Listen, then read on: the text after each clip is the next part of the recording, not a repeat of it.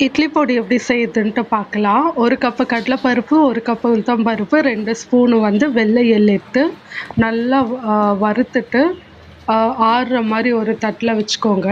ஒரு பேன்ல வந்து 1 ஸ்பூனு நல்லெண்ணெய் விட்டுட்டு, அதில ஒரு 10 பல்லு பூண்டு, 5 காஞ்ச மிளகா போட்டுட்டு, உங்களுக்கு வேணும்னா ஒரு 5, 6 கருவேப்பில போட்டுக்கலாம். நல்லா டேஸ்ட்டா இருக்கும்.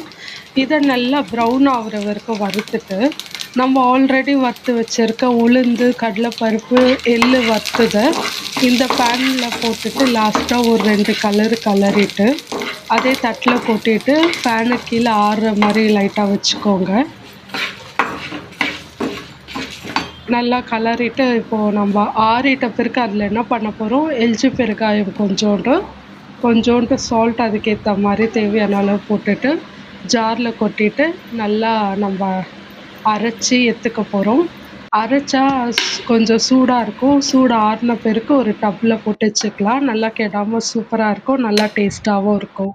நல்லா ட்ரை பண்ணி பாருங்க. Calcium and fibre rich.